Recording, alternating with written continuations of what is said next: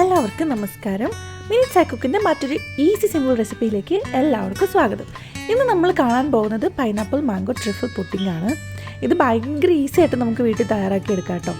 അപ്പോൾ ഒരു ഹെവി മീലൊക്കെ കഴിഞ്ഞിട്ട് അല്ലെങ്കിൽ നിങ്ങളുടെ വീട്ടിലൊരു ഗസ്റ്റൊക്കെ വരുമ്പോൾ ഇവൻ പിള്ളേർക്ക് പോലും ഒരു വെറൈറ്റി ആയിട്ട് നമുക്ക് തയ്യാറാക്കി എടുക്കാൻ പറ്റുന്ന ഒരു സിമ്പിൾ ബേസിക് പുഡിങ്ങിൻ്റെ റെസിപ്പിയാണ് നമ്മളിന്ന് കാണാൻ പോകുന്നത്. പൈനാപ്പിൾ ആണ് കേട്ടോ നമ്മുടെ മെയിൻ ഇൻഗ്രീഡിയൻറ്റ്. അപ്പോൾ ഒരു കപ്പ് പൈനാപ്പിൾ ചെറുതായിട്ട് ഇതുപോലെ ചോപ്പ് ചെയ്തതിന് ശേഷം ഒന്ന് കാരമലൈസ് ചെയ്യാൻ വേണ്ടിയിട്ട് ഇട്ട് കൊടുക്കുകയാണ്. അപ്പോൾ പാനിൽ എണ്ണയൊന്നും വേണ്ട, ജസ്റ്റ് പൈനാപ്പിൾ ഇട്ട് കൊടുത്തതിന് ശേഷം അതിലേക്ക് ഒരു 1 ടേബിൾ സ്പൂൺ പഞ്ചസാര ആഡ് ചെയ്ത് കൊടുക്കുക.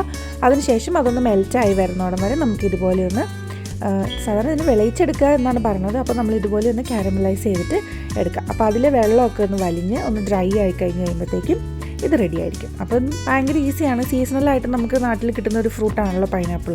അപ്പോൾ എല്ലാവർക്കും ഇത് ട്രൈ ആവുന്നതേ ഉള്ളൂ. നല്ല ടേസ്റ്റി ആൻഡ് സിമ്പിളായിട്ടുള്ളൊരു പുഡിങ്ങാണ് കേട്ടോ. അപ്പം ഇതുപോലെ നമുക്ക് സ്ട്രോബെറി വെച്ചിട്ടും ചെയ്യാം. അപ്പോൾ നമ്മളിപ്പം അവൈലബിൾ ആയിട്ടുള്ള പൈനാപ്പിൾ വെച്ചിട്ടൊന്ന് ട്രൈ ചെയ്യുന്നുണ്ടെന്നേ ഉള്ളൂ കേട്ടോ.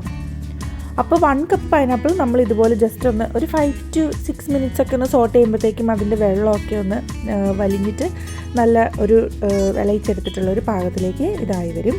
അപ്പം ഇപ്പോൾ ഇതാ നമ്മൾ നോക്കുമ്പോൾ കാണാം ഈ ഷുഗറൊക്കെ നന്നായിട്ട് മെൽറ്റായിട്ട് ഈ പൈനാപ്പിളിൻ്റെ ഇതിലേക്ക് കോട്ടായിട്ട് വന്നിട്ടുണ്ട്. ഇനി നമുക്ക് ആവശ്യമായിട്ടുള്ളത് സാധാരണ ടീ കേക്കാണ് കേട്ടോ. സാധാരണ നമ്മൾ ബട്ടർ കേക്ക് ഉണ്ടാക്കില്ലേ, അതാണ് നമുക്കിനി ഇതിലേക്ക് ആവശ്യമായിട്ടുള്ളത്. കേക്ക് അല്ലെങ്കിൽ ബ്രെഡിൻ്റെ പീസസും നമുക്ക് ഇതിലേക്ക് യൂസ് ചെയ്യാവുന്നതാണ്. അപ്പോൾ ഈ കേക്ക് പീസസ് നമുക്കൊരു ട്രേ എടുത്തിട്ട്, സാധാരണ ഒരു ട്രാൻസ്പെറൻറ്റ് ട്രേ ആയിരുന്നെങ്കിൽ കുറച്ചും കൂടി ഭംഗിയായിട്ട് പ്രസൻറ്റ് ചെയ്യാൻ പറ്റുമായിരുന്നു. ഇപ്പം ഞാൻ ഇങ്ങനത്തെ ഒരു ട്രേ ആണ് കേട്ടോ എടുക്കുന്നത്. ആളുകൾ വീട്ടിലുള്ള എത്ര പേർക്കാണ് വേണ്ടത് അതനുസരിച്ചുള്ള വലിയൊരു ട്രേയും ഇതുപോലെ ബേസായിട്ട് ഇങ്ങനെ കേക്ക് കട്ട് ചെയ്ത് ചെറിയൊരു ക്യൂബ്സായിട്ട് ആഡ് ചെയ്ത് കൊടുക്കുക. അപ്പം ഇങ്ങനെ കട്ട് ചെയ്ത് കൊടുക്കുമ്പോഴാണ് അതിൻ്റെ ഉള്ളിലേക്കൊക്കെ നമ്മൾ നെക്സ്റ്റ് ഇടുന്ന കസ്റ്റർഡൊക്കെ ഒന്ന് സോക്കായിട്ട് വരത്തുള്ളൂ.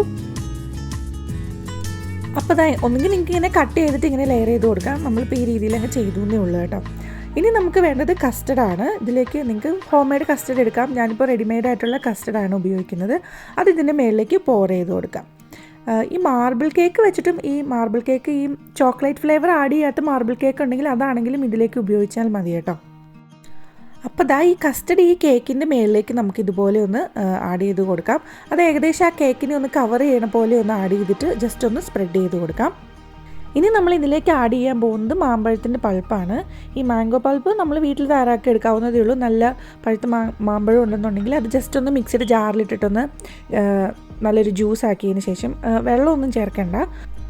അത് ആ പൾപ്പ് ഇതിൻ്റെ മേളിലേക്ക് ഇതുപോലെ ജസ്റ്റ് ഒന്ന് സ്പ്രെഡ് ചെയ്ത് കൊടുക്കുക. എന്നിട്ട് അതൊന്ന് സിക്സാഗ് മാനറിലൊന്ന് ലെയർ ചെയ്യുക. ഒരു ടൂത്ത് പിക്ക് വെച്ചിട്ടോ അല്ലെങ്കിൽ ഈ സ്പൂണിൻ്റെ ഇത് വെച്ചിട്ടോ ഒക്കെ നമുക്കതൊന്ന് സിക്സാഗ് രീതിയിലൊന്ന് ലെയർ ചെയ്യാം, ഒന്ന് ഡിസൈൻ ചെയ്യാവുന്നതാണ് കേട്ടോ.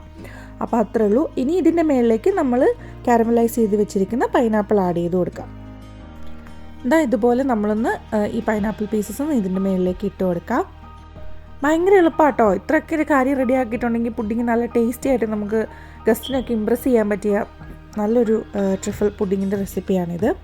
ഇനി ഇതിൻ്റെ മേളിലേക്ക് നമുക്ക് കുറച്ചും കൂടി കസ്റ്റർഡ് ബാക്കി വന്നിട്ടിരിക്കുന്നത് ഒന്ന് ആഡ് ചെയ്ത് കൊടുക്കാം. ഇത് ഇങ്ങനെ തന്നെയാണെങ്കിലും നമുക്ക് ഫ്രീസ് ചെയ്യാൻ വെക്കാവുന്നതാണ്. അല്ലാന്നുണ്ടെങ്കിൽ അതിൻ്റെ മേളിലേക്ക് ഒന്നും കൂടി നമുക്ക് ഈ കസ്റ്റർഡ് ബാക്കിയുണ്ടെങ്കിൽ അതൊന്ന് ലെയർ ചെയ്യാൻ വേണ്ടിയിട്ട് കൊടുക്കാം. അപ്പോൾ ഇത്രയേ ഉള്ളൂ, നമ്മുടെ easy and simple pineapple mango truffle pudding ready ആയിരിക്കുകയാണ്. ഇനി നമ്മൾ കുറച്ച് നട്ട്സ് ഒന്ന് ജസ്റ്റ് ഒന്ന് ഒരു ഡെക്കറേഷന് വേണ്ടിയിട്ട് ഇട്ട് കൊടുക്കുന്നുണ്ട് കേട്ടോ. അപ്പോൾ അത്രേ ഉള്ളൂ, simple and humble very easy pineapple mango truffle pudding ready.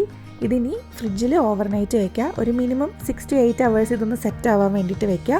അപ്പോഴത്തേക്കും ഈ കസ്റ്റർഡിൻ്റെ ഒക്കെ ഇത് ആ കേക്കിലേക്കൊക്കെ ഒന്ന് സോക്കായിട്ട് നല്ല ടേസ്റ്റി ആയിട്ട് ഇത് വരും. അപ്പോൾ നമ്മൾ കസ്റ്റർഡ് ഉപയോഗിച്ചപ്പോൾ വാനിലയുടെ ഫ്ലേവറുള്ളതാണ് കേട്ടോ ഉപയോഗിച്ചിരിക്കുന്നത്. അപ്പം ഇത്രയേ ഉള്ളൂ, ഭയങ്കര easy simple very tasty truffle pudding ready ആയിരിക്കുകയാണ്. ഇത് നിങ്ങൾക്ക് സ്ട്രോബെറി വെച്ചിട്ടും ഇതുപോലെ തന്നെ ചെയ്തെടുക്കാവുന്നതാണ്. അതും നല്ല ടേസ്റ്റിയാണ് കേട്ടോ. അപ്പോൾ നമ്മൾ ഈ ഫ്രൂട്ട് വെച്ചിട്ട് ചെയ്തിട്ടുണ്ടെന്നേ ഉള്ളൂ. അപ്പോൾ ഇത്രയേ ഉള്ളൂ, നിങ്ങളെല്ലാവരും ഒന്ന് ട്രൈ ചെയ്ത് നോക്കുക. ഇഷ്ടപ്പെടുകയാണെന്നുണ്ടെങ്കിൽ please to like, share and subscribe. അപ്പോൾ അടുത്ത ഈസി സിമ്പിൾ റെസിപ്പി ആയിട്ട് അടുത്ത എപ്പിസോഡിൽ നമുക്ക് വീണ്ടും കാണാം.